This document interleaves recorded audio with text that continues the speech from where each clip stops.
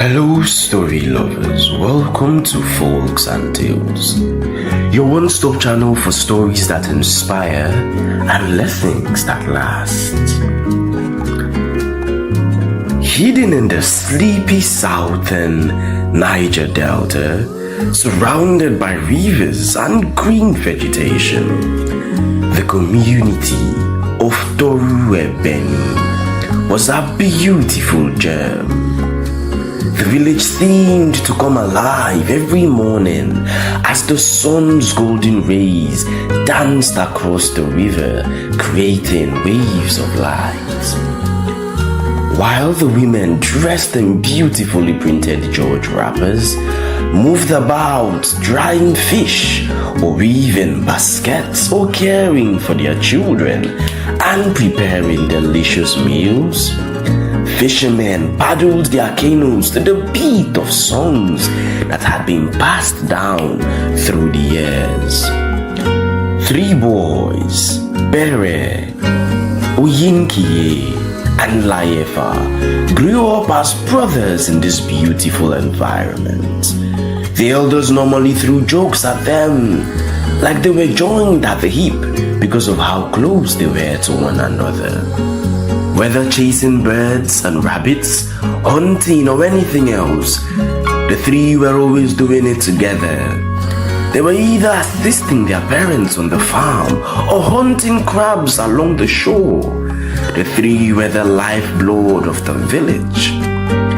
The most daring of the three, Pere, was a born leader. His confidence made him focus on the adventure, and his voice boomed like the town crier's gong. Layefa was the calm dreamer who saw the world with a poet's heart, while Oyinkiye, the wise one, was frequently the voice of reason. The three were a wonderful match, and their bond deepened upon each other's laughter, obstacle, and victory they experienced together. The Achibong's family's lives were forever changed when they arrived to Toruebeni.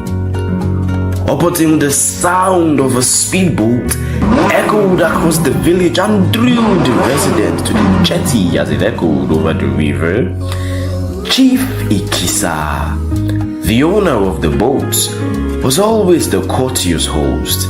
He had the family of Mr. and Mrs. Peter Achibong as the occupants of one of the boats.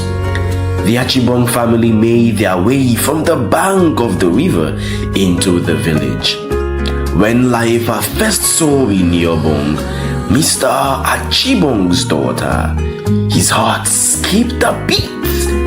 He had never seen someone like Inyobong. Her laugh was a melody that lingered long after it finished. Her smile brightened the world, and her skin glowed like satin. He fell in love when she spoke to him in a gentle yet certain tone. He carried her box silently, his thoughts racing with feelings he had not yet been able to label. Later that evening, with a voice full of faith, Pere told Oyinkiye and Layefa, "That girl is my wife." Oyinkiye gave him a back pat and expressed his support. Putting on a smile, Layefa was caught between loyalty and his own heart's stirrings. Despite the internal pain of not being the first to indicate interest, he spoke steadily. "We'll see how it goes."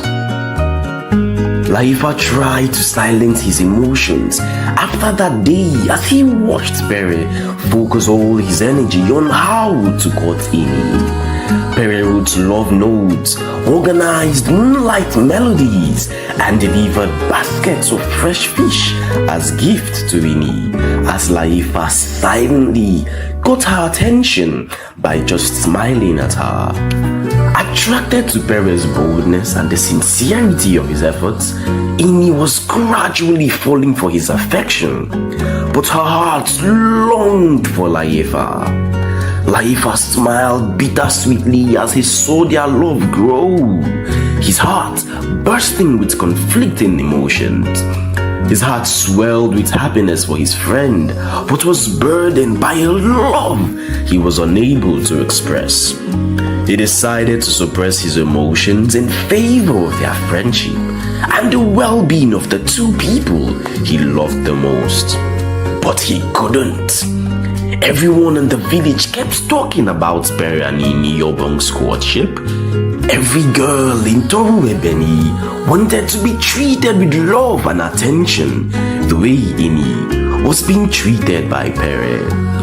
Always full of energy, Bere went out of his way to make an impression on her. He would bring freshly caught fish that has been skillfully cleaned and prepared for her mother to cook with whenever he arrived at Achibong's lodge. Bere's rich baritone voice carried through the village, tempting the neighbors out of their houses as he sang traditional melodies to Ini on moonlit nights. While the three friends strolled along the shores of the river, Layefa fulfilled his part by letting his friends, Bere and Oyinkiye, know about his interest in Ini. Oyinkiye said, "I knew it right from day one. I saw it in your eyes."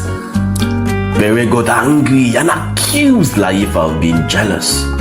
But Layefa told him if he was jealous, he wouldn't have supported him all along. Layefa explained how he had tried to kill his feelings but couldn't. Bere wanted to fight with him, but Oyinkiye separated them. Iniyobong frequently observed Layefa's quiet attitude. She was attracted by the softness of his manner, which was a striking opposite to Bere's loud and outspoken personality, as both friends still kept their interest active. Occasionally, she noticed Layefa looking at her with an expression she couldn't quite explain, but he would immediately turn away and return to his calmness. She was questioned whether he was attracted to her. She wondered whether he held emotions he dared not express, but she dismissed the idea, advising that she concentrate on Bere's plain affections. Layefa sat at the shores of the river on a cool evening and played a guitar he had carved himself. He never knew the song he played was Ini's favorite song, and even constructed a tiny canoe in hopes that two of them could spend evenings on the river like the dreamer he was. Unexpectedly, one evening, Ini came to the river to receive the river breeze and heard Layefa playing her favorite song. He asked her to ride on his canoe with him, which caught her attention. As they floated on the river, Ini was excited because she had feelings for him, yet couldn't express it because she had already accepted Bere's courtship proposal. She did not want to come between the two friends. After a smooth sail, she excused herself to return home. Iniyobong locked herself up, hoping to make sense of her emotions. She refused to see anyone. She remained in her room for a couple of days. Her mother noticed she went out more often, which was unusual of her. Mrs. Achibong only thought it was because of the change of environment and maybe her daughter Ini wanted to make new friends. But as a mother, she had her instincts too. Ini wanted to talk to her mother about her feelings for two brothers, but she knew her mother would not appreciate her meddling in matters of the heart.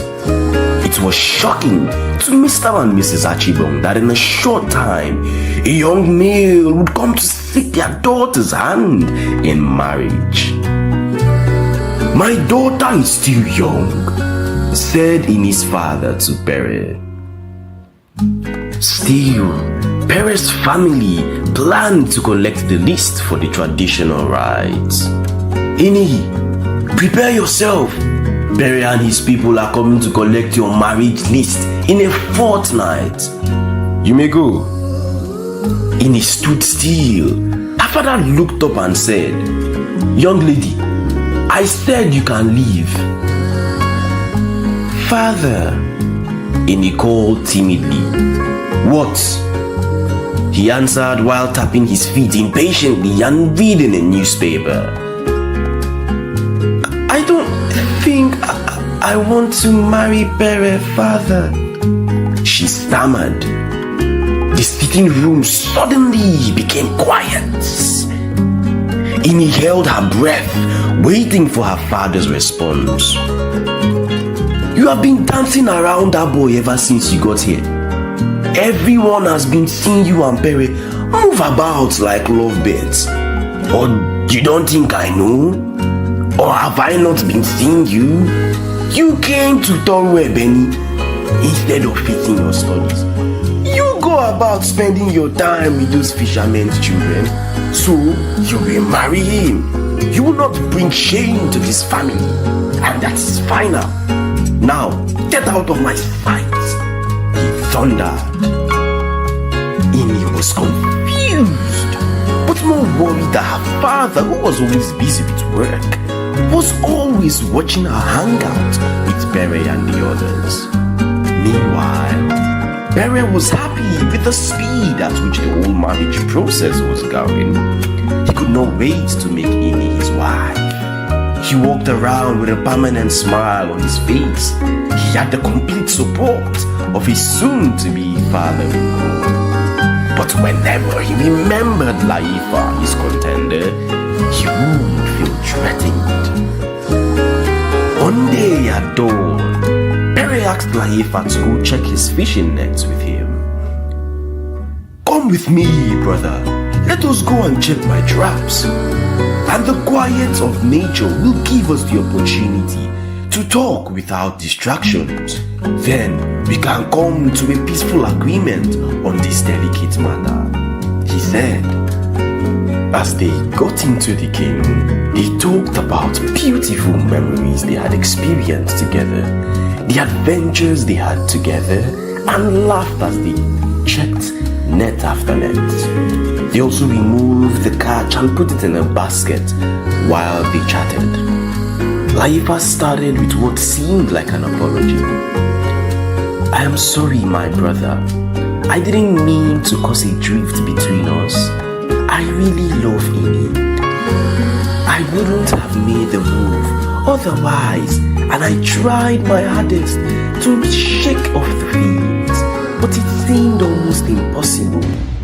He cried in a broken voice. So you really want to steal my woman, eh? Bere asked mockingly. Before Layefa could answer him, Bere used a thick stick from the canoe and with great force hit Layefa on the back of his head 3 times and pushed him into the river. Now my marriage would be a success without your presence, he said to himself. The threat has been removed, and he had no reason to be double-minded now. He continued talking to himself as he paddled back to the village like a madman. He met Andawe, a fellow fisherman at the waterside, getting ready to leave. He hailed him. Greetings to you, Bere. Have you finished fishing so soon? Bere responded, Greetings to you too. But his mind was occupied with what he had done. He did not pay attention to the question he was asked. He also forgot that he still left the bloody stick in the canoe. And that way saw it, but he did not say anything. Later in the day, Iniobong went to wait for Layefa. She wanted to tell him that she did not want to go on with the marriage, but her father refused. And he sat at the exact spot Layefa told her to meet him and waited for a long time, but he did not show up. On her way back to the lodge, she met Oyinki. After exchanging pleasantries, she shyly asked him if he had seen Layefa. He replied that he was also looking for Layefa adding that they were supposed to touch the communal seating area for their age grade. As the days passed and there was no sign of Layefa, the youths of Torowebeni divided themselves into groups and searched for Layefa. Since nobody saw him go anywhere else before he disappeared, apart from his house, they decided to search both the forest and the river. After long hours of search, they did not find any trace of Layefa. No clue to guide them. It seemed as though he had vanished into thin air. The youths returned to Torowebeni sorrowfully. For a long week they searched far into the forest and the river, all to no avail. Finally, they gave up and decided to perform burial rites on him, believing he was no more and his soul could find peace and be at rest. Oyinki and Inyoobong were heartbroken. Layefa's mother wailed uncontrollably and his father could barely contain himself. Their pain was too much. Bere sat in a corner to overcome his guilt. But when he thought of Ini, he told himself he did the right thing and joined the mourners to mourn. A few days after the burial rites, Bere took a gift of a big grass cutter to the lodge to see Ini. On getting there, he met her father sitting outside and reading newspaper. "Is that my soon-to-be son-in-law?" he asked with a big smile on his face. Bere was overjoyed with the greeting. He replied, "Yes, Papa. And I'm here to bring you this bushmeat and see my future wife." He replied, "My son, you are welcome." "Ini!" he shouted. "Yes, father," she replied. "Come out and greet our guests." When Ini came out, Bere was surprised to see her devastated. She looked pale. He held her hand and took her under the mango tree where they sat. Bere asked Ini what was wrong, but she only gazed at the air. He tried to tease her a little by saying, "What's wrong? Is the fish and meat I bring you not enough for you?" Hoping she would smile. Sobbing like a little girl, she replied, "It's not that. I see Layefa in my dreams every night, asking me to save him. He was bloody and drowning. I don't feel like eating. I can't sleep. I don't even know how to help him when he is nowhere to be found." Bere, who felt like removing Layefa from the way was the best solution, didn't know if he actually did the right thing, for he had also been having dreams about Layefa as well, but he thought it was because of his conscience. The accuracy of Ini's dream terrified him, but he put on a brave front and consoled her. He said, "Layefa's passing has brought us all incredible pain, but we must move on. He will be angry with us if we are not living life to the fullest. I see him in my dreams too," he continued softly. She looked at him sharply.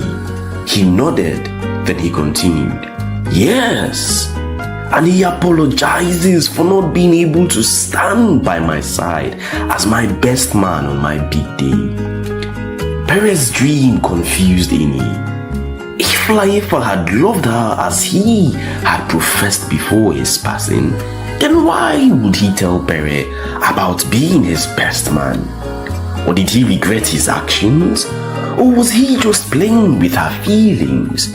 1,000 questions she had no answer to and nobody to confide in. She felt so sad and alone.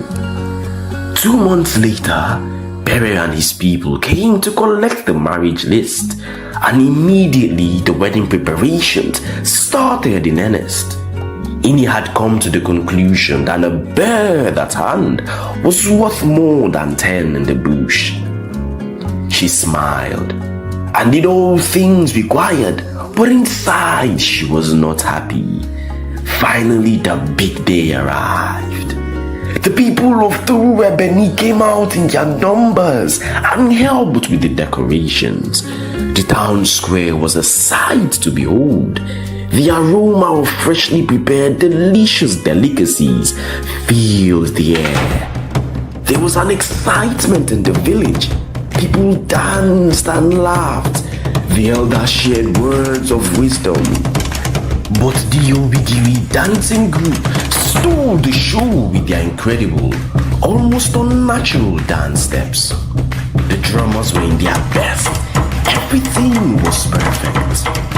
When it was time for the bride to make an appearance, Ini came out with a gorgeous wrapper, coral beads on her neck and legs.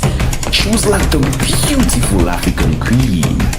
None of her inner turmoil showed on her face.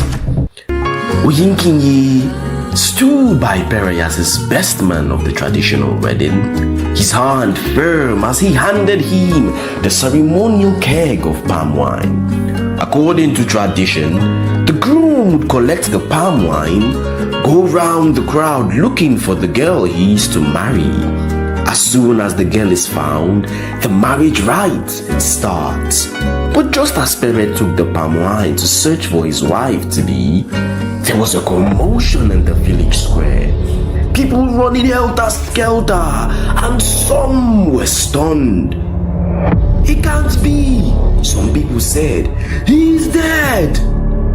The dead and the living have nothing in common." Some shouted as they poured sand on Layefa, who appeared out of nowhere.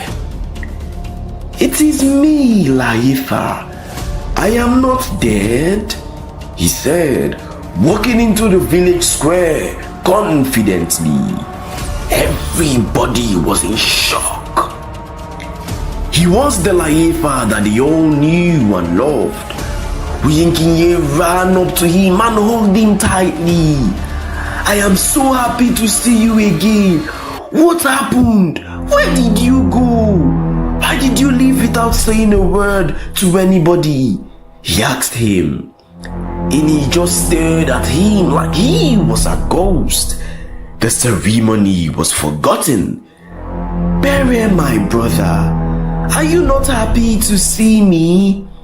Layefa asked, drawing everyone's attention to the fact that Bere had made no move to embrace his best friend, and he looked like he wanted the ground to open up and swallow him. "You're supposed to be dead," Bere said in disbelief. "I made sure of that," he said, realizing too late that he had confessed to harming Layefa. Everyone looked at him in shock.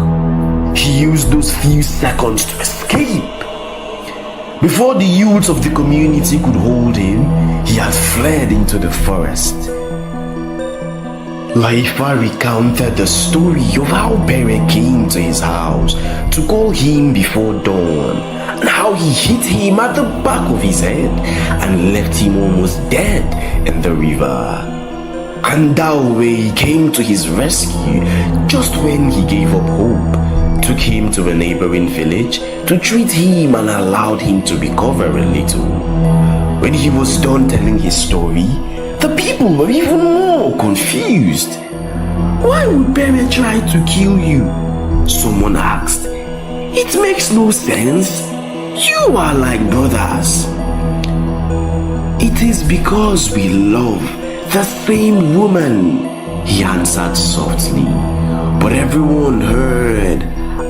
"And it is that love that has brought me back from the land of the dead," he said, walking with a smile on his face.